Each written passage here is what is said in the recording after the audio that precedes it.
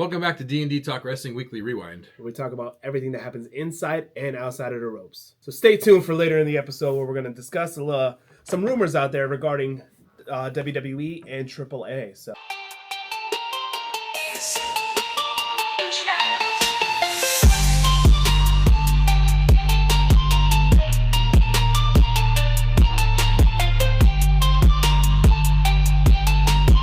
So last week, Dynamite kicked off with an AEW World Trios Championship match. The Ops retained against the number one contenders of the Hurt Syndicate. My favorite part, though, was afterwards. The promo that I sent you when Samoa Joe was like, I don't know where they are, but I'm glad we're here, and I'm glad Powerhouse Hobbs is with me so he can take all the big, fat, ugly women. And he did it felt like a 90s promo because then he's trying to lift him up, but he's falling over. And I was like, this is like an NWO, Scott Hall, Kevin Nash promo. And then the Ops are heel now, and now they're going after every title. And we're the Ops, because if you have a world title, we're the opposition now. So randomly they're just heels, but okay. I guess that's what Ops means, though, right? Yeah, I mean, oppositions, because we're the oppositions of all the bad guys, but now if you have a title, we're your oppositions, or you're the oppositions, or whatever. There was a backstage segment with the Young Bucks. And I'm only bringing it up not for the part that I like, but for another part. They were banging on Tony Khan's door, begging for another money match. Because they're out of money, they're this, whatever. Tony finally answered the door and cut a little promo, which he needs to stop. He doesn't do them a lot. He either needs to do more and get better, or just totally stop. He looked so awkward in front of the camera.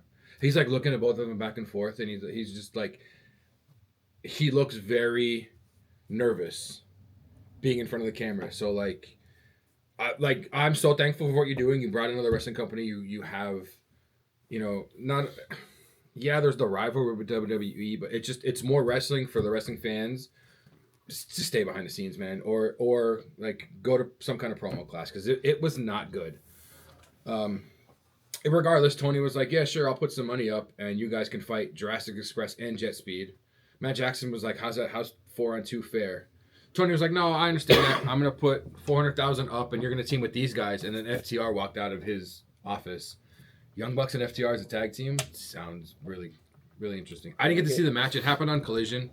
I didn't watch Collision because that was happening when Hollywood Havoc was on. But I saw some clips, and they looked really good together. I never thought...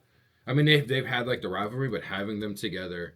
I did see one clip they all tried doing, the BTE trigger. But Luchasaurus moved, and the four of them hit their knees, and they played it out really well. They are two GOAT teams. Two GOAT teams, and it's weird. The Young Bucks have been talking about retirement. It's really weird hearing that from them. I think just because of, the Young Bucks, you always think of them, but I'm pretty sure they're definitely younger than us.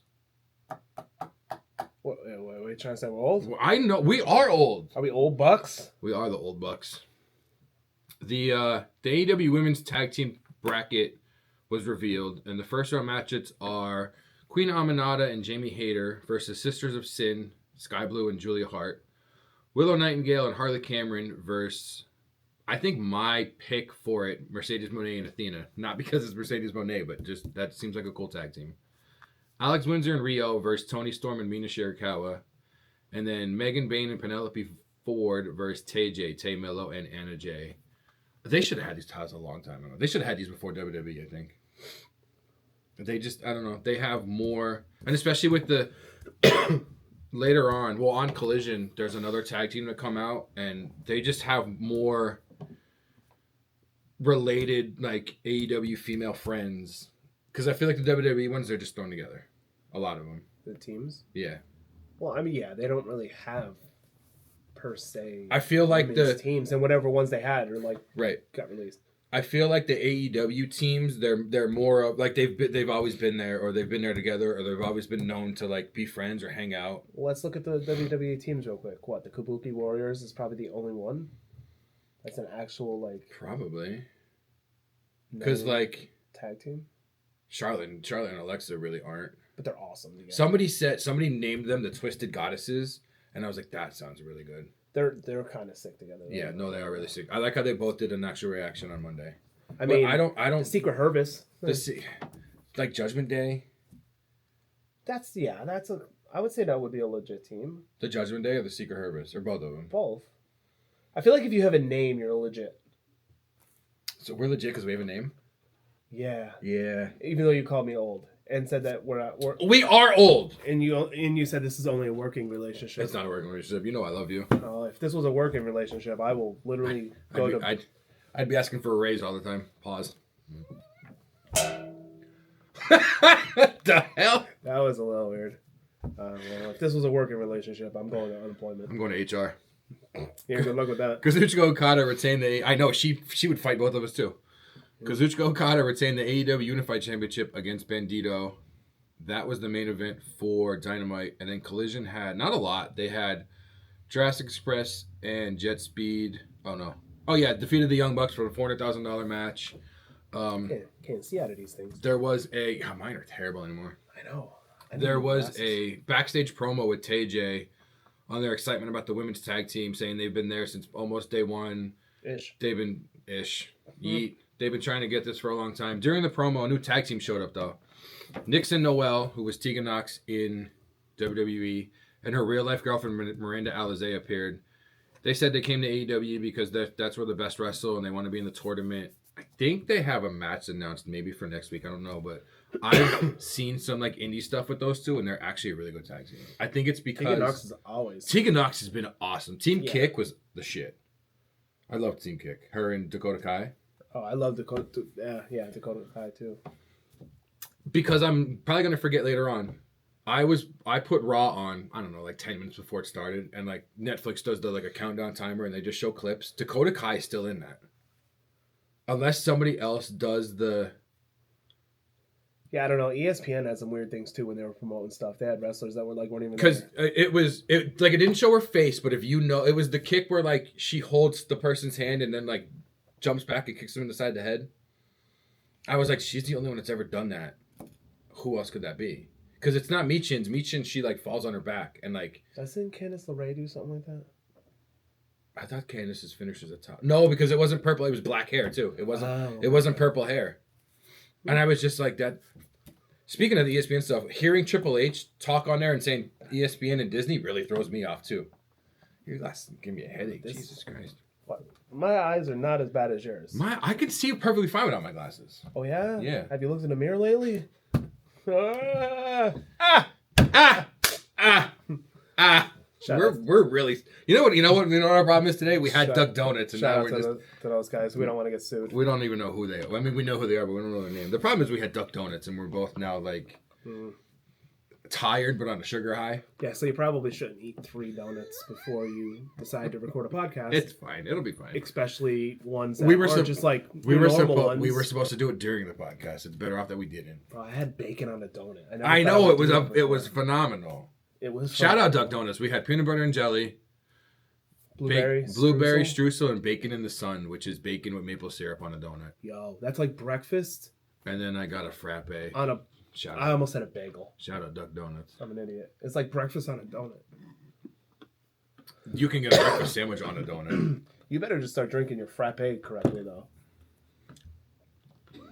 This dude rolls up to my house just trying to find a straw like this. Like, I was holding my backpack, the donuts. What do you want? My phone? What do you want from me? Bro, it looked like you were honestly out there like you. I don't even know. Well, everybody knows it's the slow house on the street anyway, so nobody's gonna think any different. You were trying to make a living. That's what you look like you were trying to do. I didn't know what was going on. Don't ask me. I'm a little nervous. It's fine. So the only other thing I have for AEW is as of Sunday. Wish I had the numbers. Jon Moxley has officially spent more time in AEW than he did in WWE, and I don't know why, but to me it doesn't sound right. I don't know why. Let me see if I can pull the actual numbers up. He spent more time bleeding than in any company. So in WWE, it was 2,528 days. As of Monday, it was 2,529. So today it would be like 2,532, 31. I don't know why. Hearing that, I'm just like, there's no way Moxley's been there more than Ambrose was in WWE. Isn't that just like Kurt Angle was in TNA longer than he was in WWE? That blew my mind when I saw that fact too. That I couldn't believe that. And he does say he likes his TNA career more than his WWE career. Well, TNA he was like peak Kurt Angle. He was Kurt Angle, yeah. Was he on CVV and he said that? He was like, yeah, I like my TNA career more than my WWE career. I mean, He's still a understand GOAT. it. So He's still a GOAT, yeah. I'm not going to deny anything. That's everything for AEW from last week, so we can head on over to SmackDown.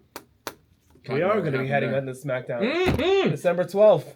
We need a countdown. You like that? You like that segue? Skelly needs to hold a piece of paper with a countdown on it. He does. He does. I like that countdown. I mean, I like that segment. Segue.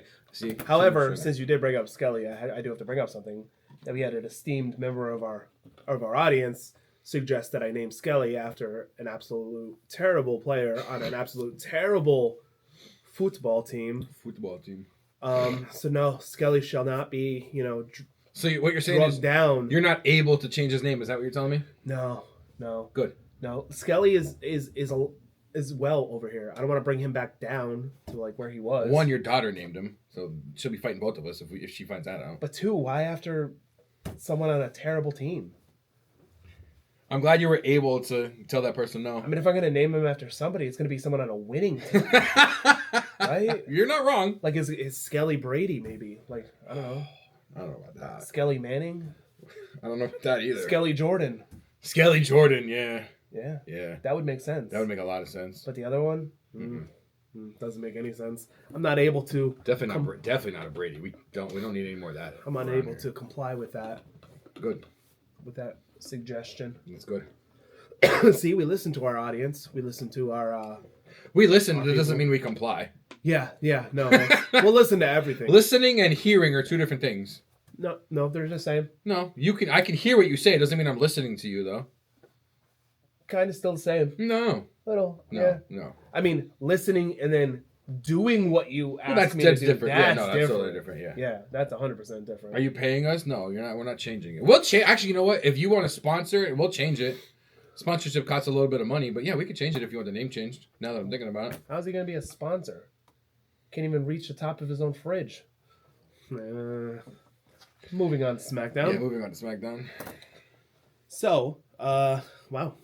My handwriting is terrible. Imagine if I said that. What? Imagine if I said my handwriting is terrible as I'm typing on a computer. It still is terrible. Your spelling is wonderful. My spelling's terrible. Yeah, you're right up there with kindergarten level. So anyways, on SmackDown, starts with Cody Rhodes comes out. Drew McIntyre ends up interrupting. And your old wrestling adage of all hell breaks loose happens. That happened a lot this week. Yeah. Security tries to break them up. Jimmy Uso comes down to try to help break them up. He gets involved too. Backstage, I guess Drew is talking to, why can't I think of his name? Aldis? I always get them confused. Aldis and Pierce. Yeah, I get them confused too. And Jimmy attacks him from behind, which leads to something later on in the night. I thought that one security guard was, oh my God, the guy from AEW. He used to be in WWE and TNA. Now I can't think of his name all of a sudden. What? The guy that had the red like dreads. Wasn't he the guy that...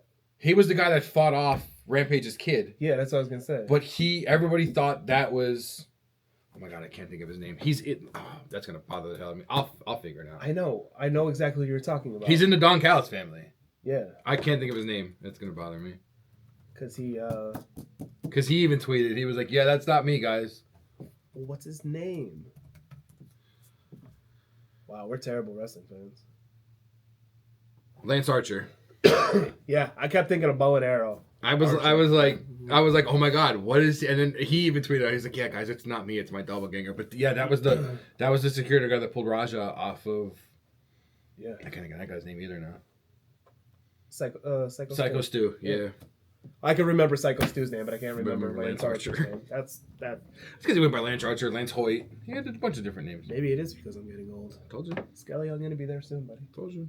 Well, at least I'll be able to fit into smaller clothes. You won't have a soul. No, my soul will be taken right from my body. So next we have the MFTs defeat Rey Fenix and Shinsuke Nakamura. Nothing really crazy about that, but they're just kind of building them up as this dominant faction. Somebody put a tweet out that Rey Fenix should have stayed in AEW, and I don't know if I agree or not. I feel like he needs to team up with his brother. I feel like he's got to get to Raw, or his brother has to get to SmackDown. Yeah.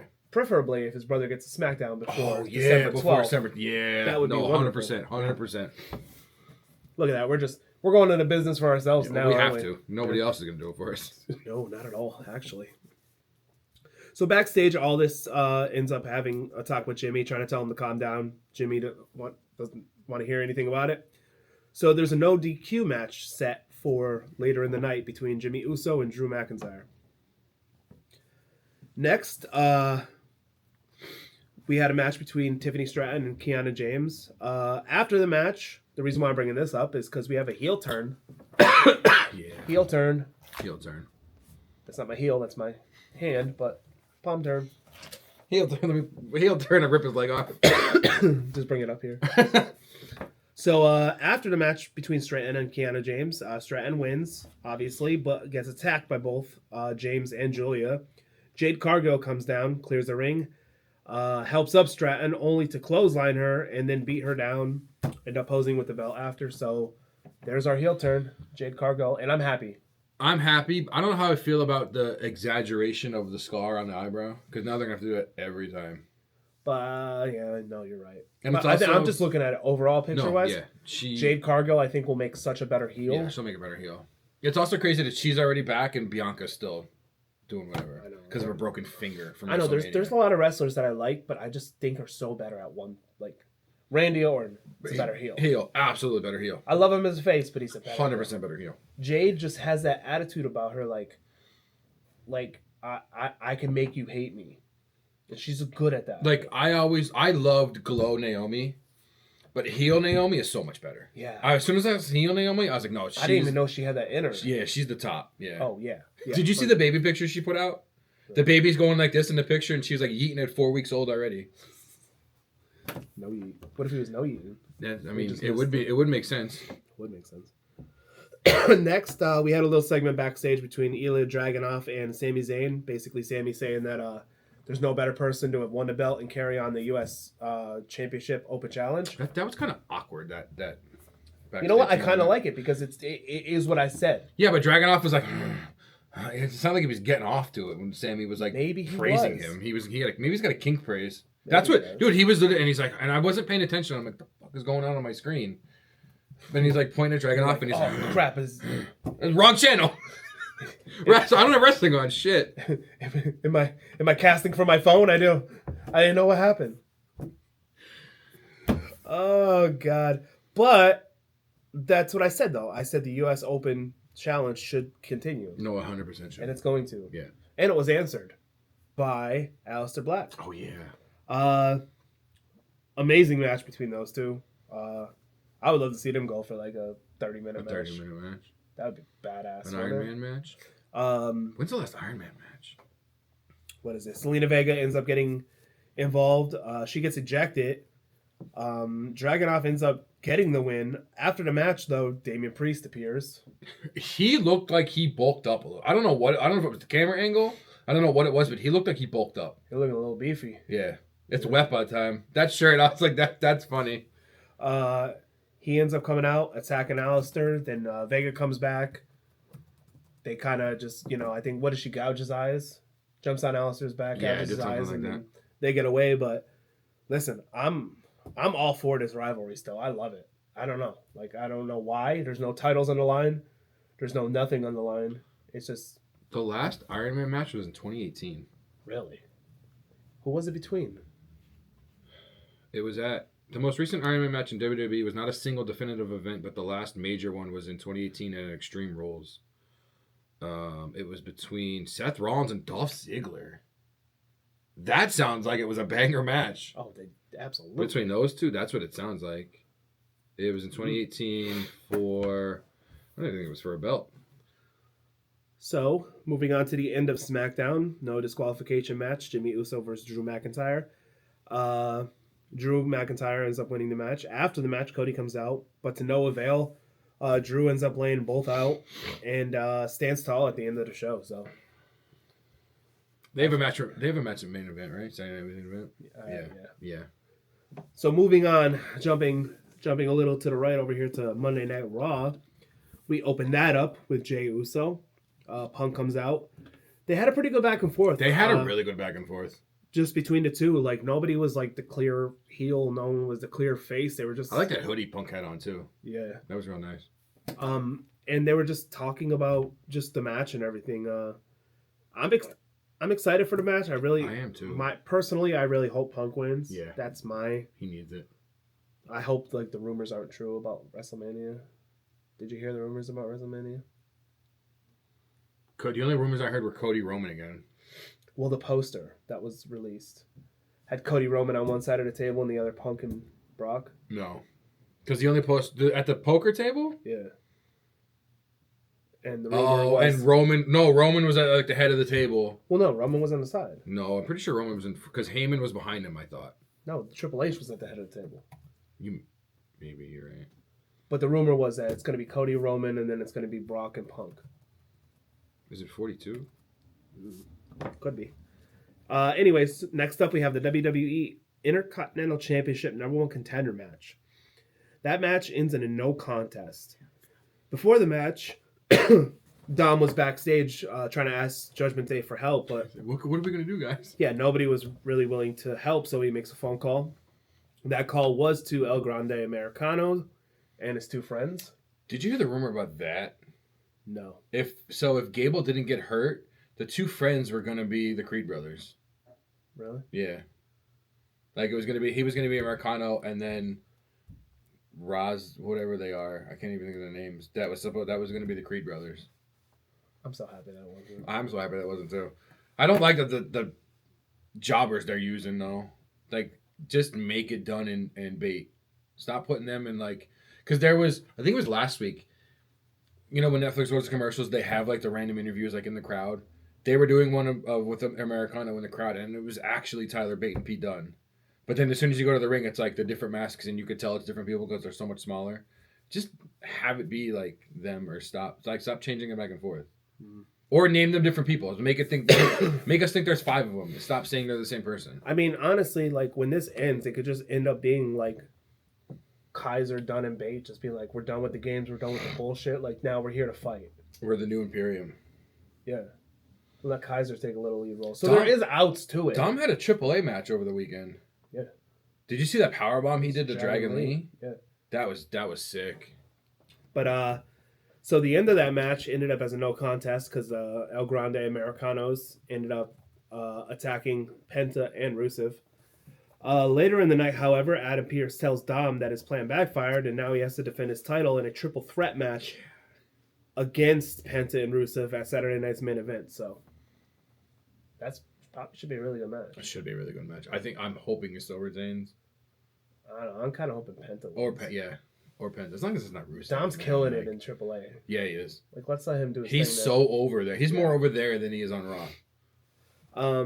Next, we have a match between Breakker and LA Knight. Braun Breakker ends up defeating Knight.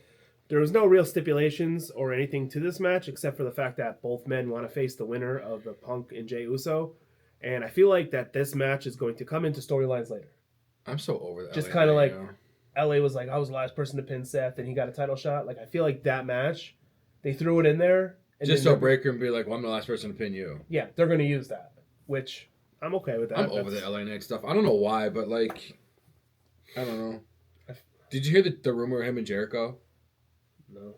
That there's a rumor that Jericho is re-signing with WWE, and if he does, no, that's the rumor. I'm sorry. The rumor is Jericho is re-signing with WWE. Bully Ray said if he does, they need to do like a year rivalry of LA Knight and Jericho, and it'll like help elevate LA Knight a little bit, especially with like because they're both really good on the mic, but it'll help elevate. I was like, oh, I would be okay with that. Like Jericho could do something. From a lot of things that I said, I read that Jericho wants to just end his career like there.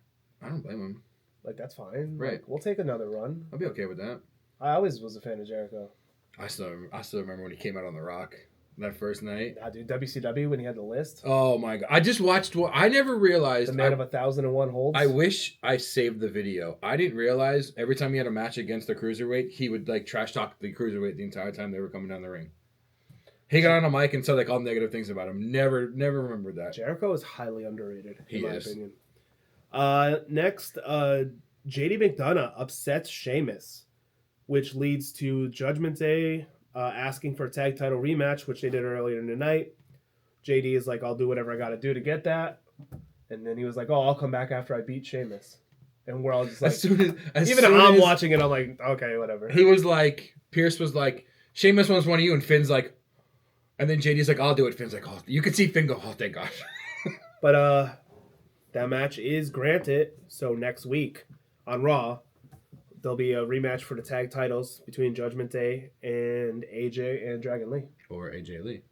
AJ Lee. I think they said they also the Phenomenal Dragons, I think they were calling. But I like when they were like AJ Lee and Styles is like, I think that name is taken. It should be Lee AJ. Where did she go? I don't know. Home. She must be taking care of Larry. So next and lastly, the main event of the night was the WWE Women's Tag Team title match. Alexa and Charlotte versus Bayley and Lyra. That was a bomb-ass match. That really was. Alexa and Charlotte end up winning that match, retaining their titles. After the match, however, Asuka and Kairi Sane attack all 4 women. I like how... So if you weren't paying attention, you didn't see the Lyra's hair getting caught in Alexa's shirt, but they played it off so well. They did it so good. Yeah. The cameraman just stayed on Charlotte. You can see them like... Excuse me, phone? You can see them like panning to Charlotte and Alexa and Lyra. Yeah, they did that really well. If you weren't paying attention, that was you wouldn't even know. Call Roman Reigns. I had to make it less awkward, but I made it more awkward, which is even better. Everybody on the internet though was talking about that and saying, "Oh yeah, Alexa had a wardrobe melt." No, she had a shirt on. She had a shirt underneath, and it wasn't even technically it wasn't her wardrobe malfunction. Like Lyra's hair or earring got caught on the shirt. Yeah. It was technically Lyra, but they were both really quick with it. Like yeah, and the cameraman was just like the cameraman panned like really quick to like just look at Charlotte. Poor Charlotte was just like she's like I don't know what to do. But no, that was good. I mean, that was fine. They played that off really well. That's something you can't like. What you can't get mad at anybody for that. Like, no, that's not a. It's not a botch. That's like what was that 39 or 40 with Edge and Finn when they had to staple Finn's head in the middle of the match? Yeah. They showed Edge like getting all the weapons out and stuff. That's the perfect way to do that. Yeah, I remember we watched that together. We did. And we were like, "What is going on?" We didn't realize what that because we were like, "What? Why are they just looking?" And at then Edge? like what an hour later into the show or something, we were like on Twitter and like, "Holy shit!" Because because he got like 15 staples in the middle of the match or something. Which shout out to Finn Balor for that because who's gonna get staples in the middle of a match and keep going? Finn Balor is, you know what? He might be on my top 10 of all time. He's definitely goated. He has to be up there. The dude's so good. Top 10? Yeah, I'll give you top 10. Yeah, I'll give you top 10. So we'll go to NXT from last night. Okay, we'll go there. NXT also started kind of the same way SmackDown did. Started Trick Williams in the ring. I'm taking over NXT. I'm not doing nothing until I get another match of Ricky Saints. Ricky came out and it was like one of the all night. It lasted, like their fight lasted all night, like a 90s WWE thing. Like they would randomly be in the back fighting and then they would get separated. And then Trick got back in the ring later on and then Ricky attacked him from the back. And they screwed up the main event because they were fighting during the main event. I kind of like when they do those things like that. Like Peter and the Chicken from Family Guy. Yeah, basically. Jasper Troy defeated Axiom in the Speed Finals, and he's now facing El Grande Americano, I think, next week. I don't know if the match was announced or not. Tatum Paxley came out, and she was like, "Oh, I'm so excited to win the title. I'm gonna be a fighting champ." She's like, "I'm sorry we didn't get to use the wheel last week at Halloween Havoc, so we're going to use the wheel now." And they're like, "What are you talking about?" She went over and everybody, like most of the NXT, there was NXT Evolve, and I think TNA Women were even on it. She brought the wheel back and she has everybody's names on it. It landed on Lola Vice. The match ended in a no contest because Fatal Attraction came out and attacked both of them. So it was announced next week that it's all a Fatal Attraction against Lola Vice, Tatum Paxley, and Izzy Dame. Notice Izzy's name wasn't on. Yeah, they were like. Yeah. I feel like they're definitely plotting something, especially the way that match ended at Halloween Havoc, which we'll talk about in reactions. But the way like it looked like she was going to smack Tatum with it, and then she hit JC Jane. No, they're definitely like plotting something. Because I think is she the first one in that? Because the men didn't have the tag titles, right? She's the first one in the group to have a title. Yeah, I think. Wait. Why do I feel like no? Spears had the North American title. Yeah, you're right. That's because that's when Ricky first came because they were talking about like whoever loses, they can go back to the other company, and they were like alluding it at AEW. The main event, which is what Ricky Saints and Trick got involved. Well, not involved in, but they got in the middle of the fight. Of Kalani Jordan defeated Jordan Grace to retain the TNA Knockouts title. I'm starting to get more over on Kalani Jordan. And Kalani's awesome. I don't know why. I think she also did it at Halloween Havoc. She's like dressing as the TNA, like her gear matches the TNA title. I don't know why I like that, but that's like a really cool aesthetic. Because she's not just like, I have the title. Yeah, she's like, the title's a part of me. Like, I'm like, I don't know. To me, that was something that stuck out to me, and I was like, she looks like she's wearing the TNA title. It's a part of me. It's a part of me. Yeah. That's basically all for WWE. Part of me stuck out to me. The other WWE news I have, it's more of basically like last week. We don't want to end on a somber note, but Kalani Kai told the wrestling world yesterday that Mike Rotunda has been placed under hospice care. If you don't know what hospice care is, that's pretty much end of life stuff. So we here, obviously at DDTW, are heartbroken by it, but we wanted to talk about it. We wanted to shout it out. If you don't know, Mike Rotunda's IRS, Bray's dad, Bo Dallas's dad. So obviously, if you don't see Bo Dallas, if all of a sudden out of nowhere Bo Dallas isn't on TV or the Wyatt Six aren't on TV, don't think of anything. That's why he obviously let him be with his father. But it just sucks. Like, as soon as I saw that, I was like, oh no. I told you I was afraid. I'm afraid to go back on Twitter or on X because I know the first thing I'm going to see is Mike Rotunda is no longer with us. And that news was also broke by I couldn't think of the other person. His brother-in-law. Yeah, and I couldn't think what his name was. Barry Windham. I don't know why. As I'm writing it down, because I didn't, for whatever reason, have his tweet. I couldn't think of it. I couldn't think of what it was. Well, I mean, they were in the tag team together. They were. They're also in the Hall of Fame together. And that's also the namesake to Bray. Bray Wyatt, Wyndham Rotunda. Yep. So, yeah. Our thoughts, wishes, prayers, everything out to the Rotunda family in this crazy time. Especially, can't think of her name, but Mike's daughter, and then also, Bo, Uncle Howdy. Oh, the daughter. Yeah. Because, I mean, first Bray, and then now this, that's terrible. Yeah, it sucks. Well, how do we segue out of that one? Well, actually, you know what? No. Well, we could. This is a somber one, but it'll also help with that a little bit. It's not WWE news. It's more of the other companies. Brett Lauderdale, owner of GCW, texted out last week that Nick Gage will not be attending any shows for the foreseeable future. He's currently in treatment, and he plans on staying there indefinitely. If you don't know Nick Gage, he had I think that's the first Dark Side of the Ring I ever watched was his Dark Side of the Ring, but he's like Moxley times 100. He's crazy, but I'm glad that because his wife passed away this year because of drugs and everything like that. Because I remember we talked about it on the podcast. So I'm glad he's like, no, I want to be in treatment. I want to do all this and get better, which is an awesome thing to do. Yeah, absolutely. It's like. Yeah, it sucks that if you're going to GCW to see him, but if you're a wrestling fan and a GCW fan, you should be okay with it. You're not like he's not here he's not there because he wants to get better. Yeah, and you can't ever fault someone for wanting to be better. And it's not like he was put into it; he put himself there. So he wants to get better. He wants to do better. Because I think they have a kid, but I could be wrong. I'm not 100% sure, but that's just another one of those like. The wrestling world is proud of you. It doesn't matter what anybody else says. Let the negativity go. That is awesome that you decided to go get yourself help and treatment and want to be there till everything's better. The hardest part is admitting that you have a problem. Yeah, most people are in denial. Most people are in denial. Once you admit it, that's when you start taking those steps. Yeah. Should never shame anybody for wanting to better themselves. No, you never should. 100%. That's all the news I have. I did see that Chelsea Green ended up signing a new contract, so she's going to be there for a while.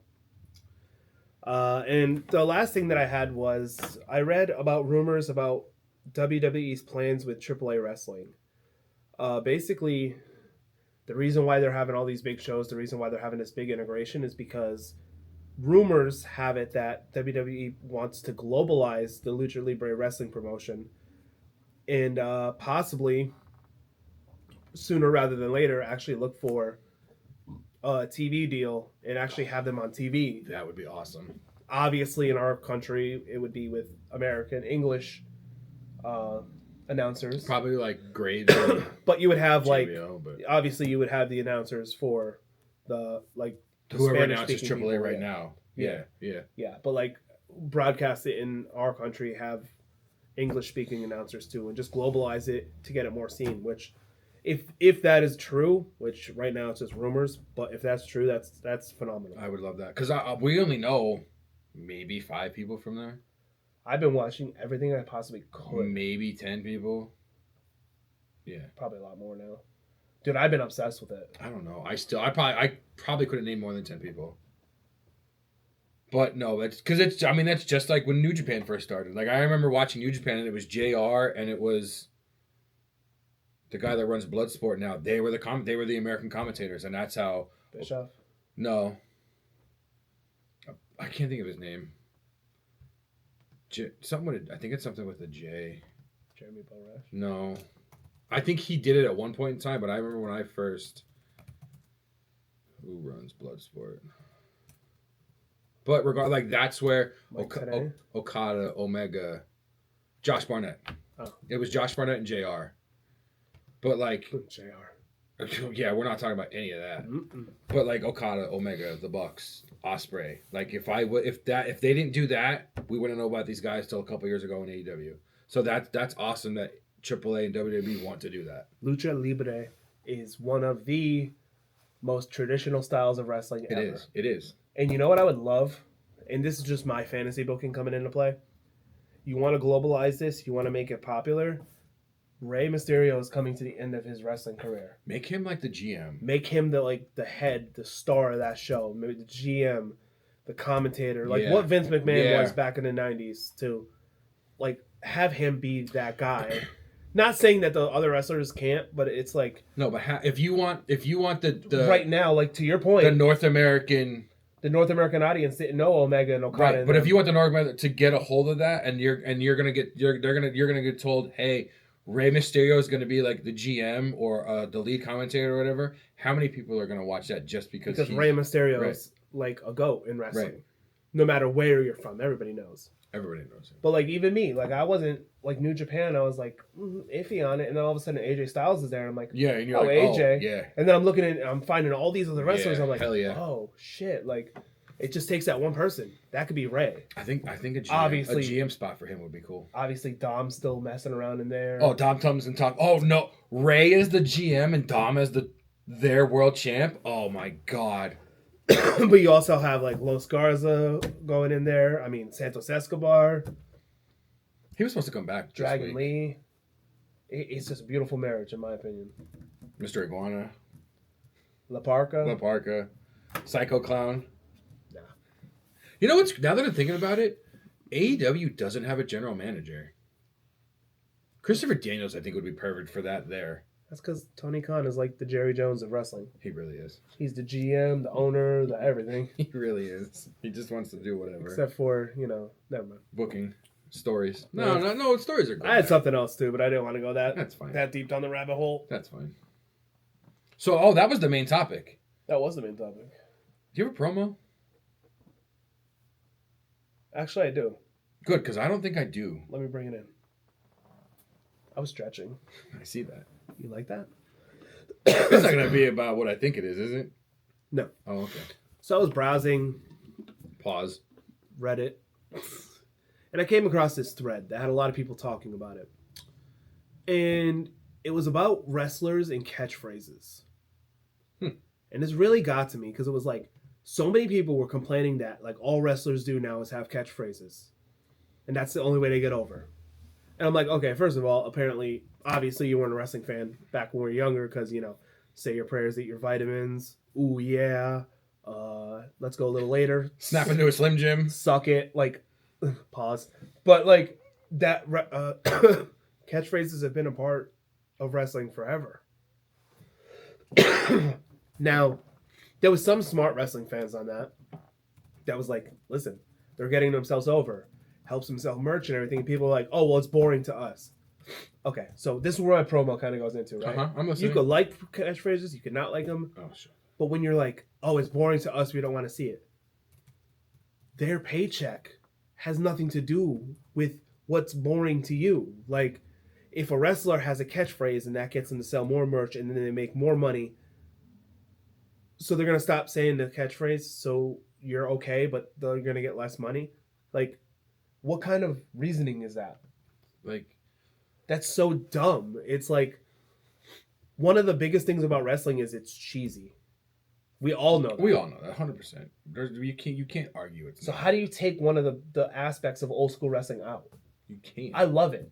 Like the yeet. Oh my god, I love it. LA Knight with the yeah. Run it back? Like, what? Come on. Like, people were like, oh, like, Tiffy time is so annoying. Or Jay Cargill with a storm is like, who cares? Those aren't really Maybe Tiffy time is a catchphrase. I don't think a storm is coming as her catchphrase just because it's in her intro. It's just another thing that, like, when wrestling fans are bored, they're just going to be nitpicky about. But, like, how the hell are you going to pick something? Like, what is it? What's next? I hate the 3 count. They should be a 5 count. No. Who's next? Screw that guy, too, talking shit on Asuka. When did that happen? Goldberg? Yeah.